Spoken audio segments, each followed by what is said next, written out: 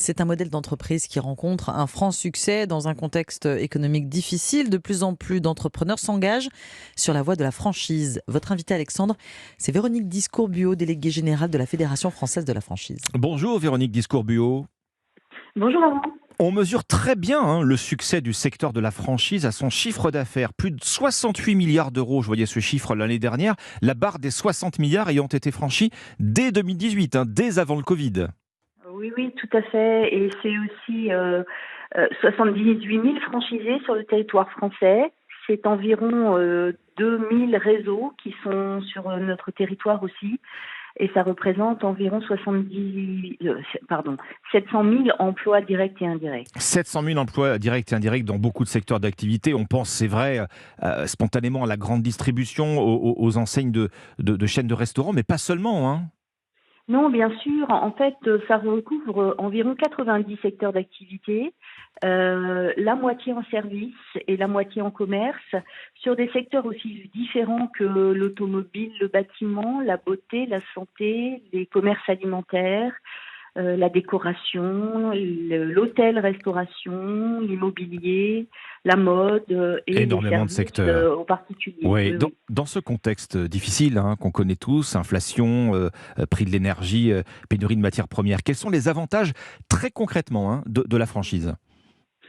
Alors, très concrètement, il faut savoir qu'aujourd'hui, on a un Français sur trois qui rêve de devenir entrepreneur, un sur deux pour les plus jeunes. Et la franchise leur apporte une manière d'entreprendre qui leur permet une meilleure gestion de leurs risques. Ce qu'il faut comprendre, c'est que lorsque vous devenez entrepreneur en franchise, vous êtes un indépendant qui va pouvoir, en tout cas, compter sur la force de son réseau pour vous apporter un concept, une marque, déjà avec une certaine renommée, de la communication, de la formation initiale, de la formation continue et un accompagnement tout au long de votre vie de franchisé. Donc, c'est la garantie de se lancer dans l'entrepreneuriat dans un cadre sécurisant, avec un business model qui est éprouvé puisque, rappelons-le, le franchiseur a l'obligation de gérer quelques points de vente en propre Oui. et de s'assurer que ce modèle économique fonctionne avant de le mettre en franchise. Pourquoi en période Donc, de crise, Véronique Discourbuot, une franchise va mieux résister qu'un commerce traditionnel ? alors c'est tout simple et on en a eu la preuve pendant la dernière crise Covid, c'est la force du réseau qui fait que, vous savez que par temps de crise, le plus important c'est le temps de réaction, il faut savoir réagir vite. Oui. Quand vous êtes en réseau, vous ne perdez pas tous vos repères d'un coup.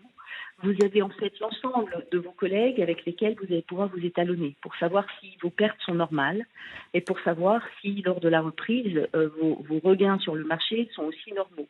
Donc ça, c'est très important. Ensuite, vous avez la puissance de votre réseau, la tête de réseau est là pour innover sur son concept. Elle est là pour faire le travail de R&D.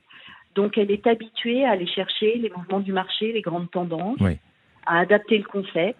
Et puis, vous avez toute l'intelligence collective qui se met en marche, puisqu'on a vu des échanges de bonnes pratiques extrêmement importants pendant la crise qui ont permis à certains d'aller chercher des négociations avec EDF ou des choses comme Ouais. ça. Donc, Je voyais la franchise Véronique Discourbuot apparaît aussi comme un excellent marchepied pour la reconversion professionnelle. C'est le profil de nombreux franchisés qui changent de secteur ainsi, qui se donnent une nouvelle carrière. absolument, puisqu'en fait, on a 75% des franchisés qui sont d'anciens salariés. Et il faut savoir qu'un sur deux travaillait dans un secteur d'activité qui n'est pas celui dans lequel il se lance dans l'entrepreneuriat, justement du fait de cette formation initiale et continue qui est proposée par le franchiseur. Donc vous pouvez avoir rêvé toute votre vie de travailler, je ne sais pas, dans l'automobile, Oui. et puis avoir la chance d'ouvrir votre point de vente. Donc ça, c'est extrêmement important aujourd'hui. C'est aussi l'opportunité pour des très jeunes. On voit de plus en plus de jeunes attirés par la franchise. Avant, c'était plutôt un modèle qui intéressait les quadras en reconversion. Mais aujourd'hui, avec les écoles de commerce qui ont des branches entrepreneuriat, on a beaucoup de jeunes qui sont tentés parce qu'effectivement, ça leur permet de démarrer dans l'entrepreneuriat dans un contexte un peu plus sécurisant. Alors, un chiffre qui m'a frappé également, Véronique Discourbuot, 40% des franchisés sont des femmes, alors qu'elles ne sont que 30% parmi l'ensemble des chefs d'entreprise. Comment vous l'expliquez ? Absolument. Alors ça, en tant que femme, moi j'aurais tendance à vous dire que nous sommes peut-être un petit peu moins risk lover. Donc le fait d'avoir cette visibilité, parce que quand vous commencez votre contrat, vous avez déjà une vision sur la fin de contrat, vos possibilités de sortie. Voilà. Donc tout ça fait que c'est quand même très rassurant et peut-être que nous avons une tendance à avoir besoin d'être plus rassurés, je ne sais pas. Mais c'est peut-être un propos très peu féministe, j'en Bon, conviens. c'est une hypothèse en tout cas. La grande majorité des franchisés, 80% je crois, font un emprunt à la banque parce qu'on n'arrive pas comme ça la fleur au fusil.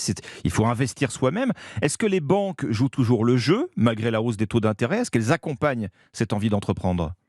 Oui, absolument. La majorité des banques aujourd'hui ont un département franchise et sont tout à fait d'accord pour nous dire que pour eux, c'est beaucoup plus facile d'accorder un prêt à une franchise parce qu'en fait, comme je le disais au préalable, c'est un modèle éprouvé, donc ils le connaissent. Très souvent, ils ont déjà fait des prêts à d'autres franchisés et du coup, ils en connaissent la rentabilité.